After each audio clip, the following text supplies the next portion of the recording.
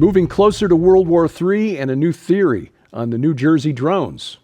It's 5 in 10 from Skywatch TV. I'm Derek Gilbert with 5 things you need to know in about 10 minutes for this Thursday, January 16th, 2025. Item number 5 today, moving closer to World War III. NATO warplanes had to be scrambled early Wednesday morning as Russia launched a heavy bombardment of key energy infrastructure during one of the coldest weeks of the winter at Ukraine near the border with Poland. These strikes involved Tu-22 and Tu-95 strategic bombers, 40 missiles, including some ballistic missiles, and 70 Russian attack drones. This attack seen as revenge for Tuesday's Ukrainian attack on Russia, which was the heaviest of the war so far. Ukraine used Britain's Storm Shadow missiles and American ATACMS ballistic missiles. Remember that the Kremlin has been saying for some weeks now that the use of these missiles from Britain and the United States, because they would require British and American soldiers for targeting purposes, would constitute NATO's direct involvement in this ongoing war between Russia and Ukraine. Again, moving a step closer to World War III, it appears that on his way out the door, President Biden is doing all he can to embroil the United States in this conflict before Donald Trump is inaugurated. Topic number 4, the New Jersey drones. A new theory about who's behind these things. Tucker Carlson on his program on X said the other day that he was told by an intelligence source that the drones are Chinese and that a Chinese satellite that fell from space recently, burning up in the atmosphere, was actually taken down by the United States because that drone or that satellite was serving as a command and control platform for the drones over the East Coast. Now, Tucker admitted he has no way to verify this. I don't either. It does seem odd that if these were Chinese, that they were allowed to remain airborne near sensitive sites like the missile testing site in New Jersey, Donald Trump's home at Bedminster Golf Course, several international airports in the New York City area. On the other hand, we did have that Chinese spy balloon that was allowed to fly most of the way across the country before our Air Force finally shot it down. Topic number 3, Israel.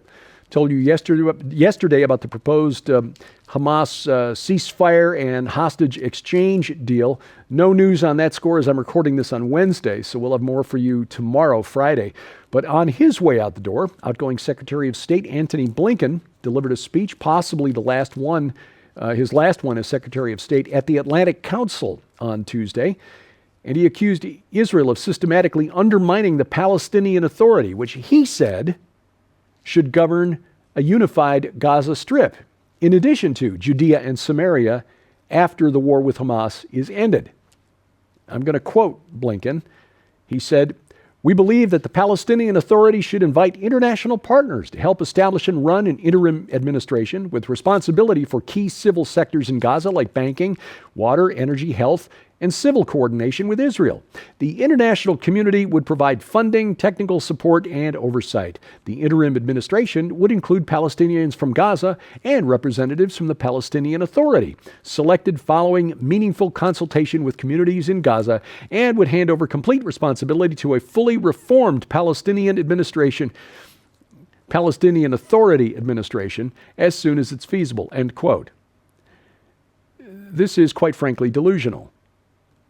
I mean, some of us are old enough to remember that it wasn't that long ago that Hamas was pushing representatives of the Palestinian Authority off of rooftops in Gaza, seizing power in a bloody coup after the last free and fair election among Palestinian Arabs, which was nearly 20 years ago. If you were dealing with people who rationally wanted to live peacefully and peaceful, productive lives, raising their children in peace and security, which I have no doubt many Palestinian Arabs do. The problem is the ones who are inclined to tell others what to do. Hamas, Fatah, Palestinian Islamic Jihad, they don't want that. Their goal is to drive Israel into the sea. And there is no reality other than the one inside Antony Blinken's head where this kind of a rational proposal will be accepted.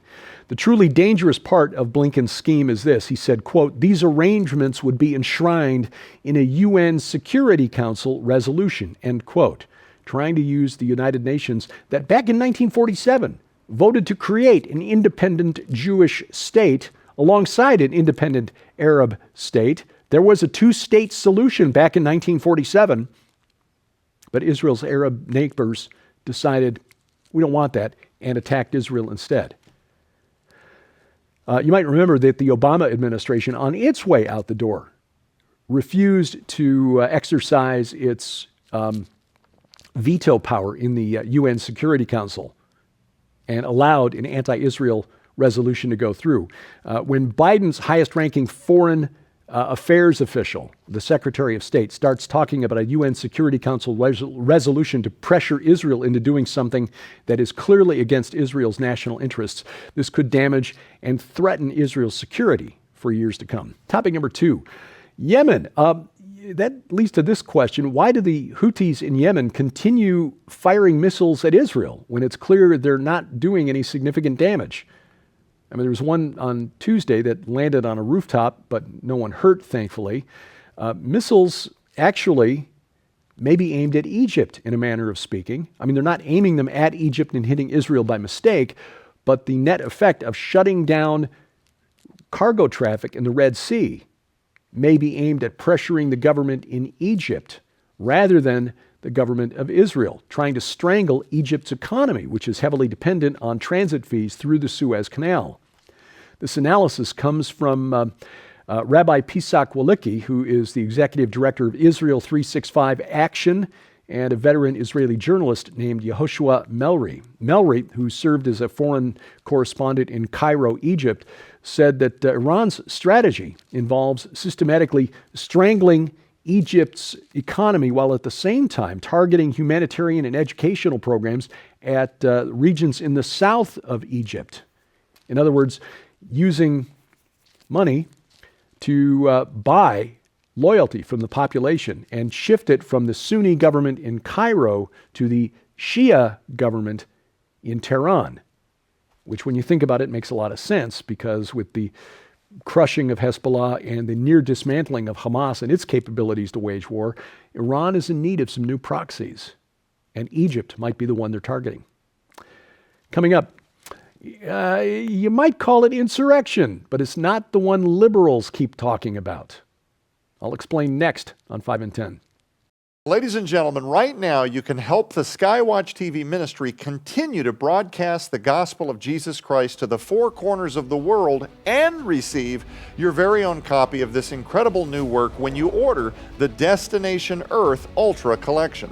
This incredible collection not only includes the brand new book Destination Earth, Ancient Aliens, the Ancient of Days, and the ancient plot to hybridize humanity that reveals for the first time ever Christ's own words that refute the alien God interpretation, who and what aliens originally were according to the Bible, how they fit into the Antichrist's agenda, and more. But you'll also receive the documentary film, The Great Delusion, the second coming of Earth's oldest enemy, that exposes why the Vatican is in possession of a telescope named Lucifer, why the ancient and mysterious civilization known as the Anasazi suddenly disappeared from historic record, how alien abductions might be connected with Chapter 6 of the Book of Genesis, and so much more, featuring legendary interviews with Dr. Chuck Missler, L.A. Marzulli, Dr. Thomas Horn, Nick Pope, and more. But that's not all. You'll also receive the best-selling book, Encounters, Extraordinary Accounts of Angelic Intervention and What the Bible Actually Says About God's Messengers by Allie Anderson and Donna Howell. This paradigm-shattering work details true accounts of angelic intervention as told by those who have experienced them.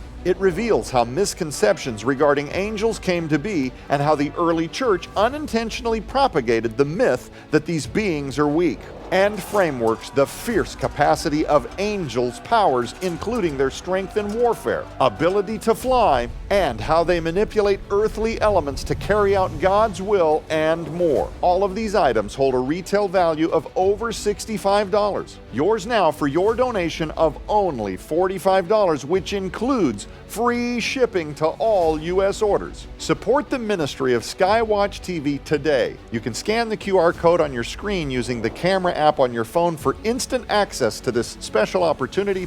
You can also visit us at skywatchtvstore.com or call 1-844-750-4985 and ask for the Destination Earth Ultra Collection right now. Item number one today makes you wonder why these guys talk to people that they're meeting for the first or second time ever. A gentleman named Jamie Manina, who's an advisor to the Pentagon, working as a contractor for Booz Allen Hamilton, company that does a lot of government contracting, especially for the military intelligence complex.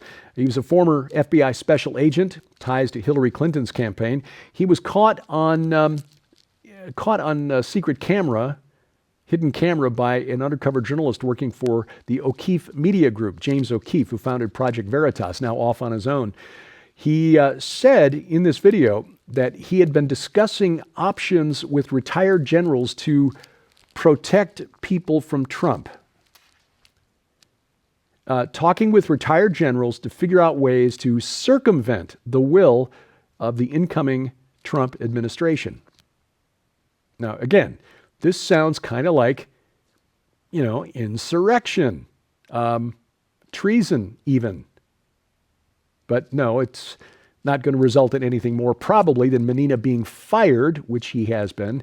His contract with Booz Allen Hamilton, or at least his access to the Pentagon, has been terminated.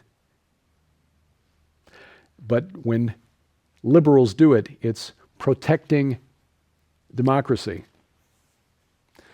This week on Skywatch TV, we're talking about, the UFO, UAP, and alien abduction contactee phenomena. It is a real thing. There are too many people who've seen too many things over too many years. The question is, why does the intelligence community, the government, control the narrative? They've been doing this since 1947. Some very strange connections between the earliest UFO reports, the Maury Island incident in 1947, and the JFK conspiracy in 1963. Documented history. We talk about it this week in the context of the new book, Destination Earth. There is a spiritual component to this. Honored to co-author this with Donna Howell and Allie Anderson. You can watch the program right now at skywatchtv.com, where you'll find all of our video content. It's also on our over-the-air broadcast. The schedule is posted at skywatchtv.com/channels. If you've got a set-top box, that would be Amazon Fire TV, Fire Stick, Roku, Apple TV, or if you got a smart TV preloaded with Roku or Fire TV, you can add the Skywatch TV channel and get all of our video content on your big screen. You can also download it to your smartphone or tablet by grabbing the app that's right for your device, whether it's iOS, Android, or Amazon Kindle Fire. We've got links to all of their app stores at our website, skywatchtv.com/app. 5 in 10 online. You can follow us on YouTube at 5 in 10, on X, formerly Twitter, at 5_in_10. And thank you for watching as we keep watch. I'm Derek Gilbert. This is 5 in 10 from Skywatch TV.